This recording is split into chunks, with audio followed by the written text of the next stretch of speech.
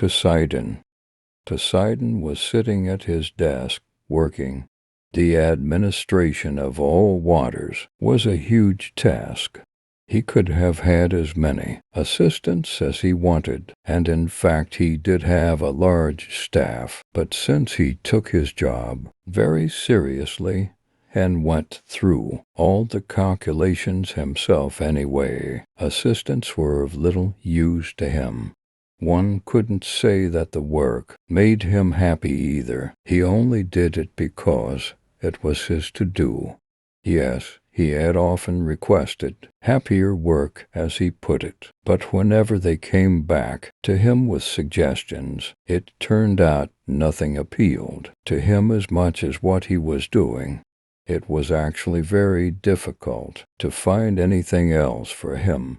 It was hardly possible to put him in charge of a particular sea, quite apart from the fact that calculations involved were no less onerous, just more trivial, since great Poseidon was only ever in line for an executive post. And if he was offered a job in a different department, that very thought of it was enough to turn his stomach. His divine breath became restless. His bronze thorax quaked.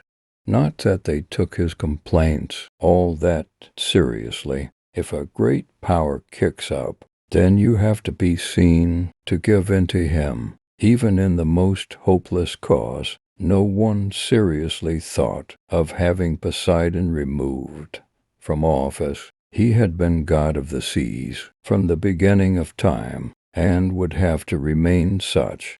The thing that most angered him, and this was the principal cause of his unhappiness in his job, was when he got to hear what people thought it involved, that is, forever parting the waves with his trident, and when all the time he was sitting at the bottom of the ocean, up to his ears in figures, the occasional visit to Jupiter was really the only break in the monotony, a visit, moreover, from which he usually returned in a towering bad temper. He hardly ever clapped eyes on the seas, only fleetingly on his hurried way up to Olympus, and he had never sailed them as such.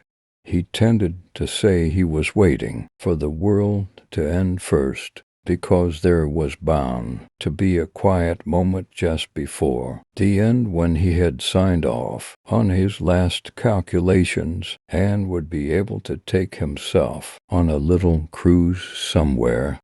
The moral of the story: the only thing more insane than the modern office workplace is what we make of it.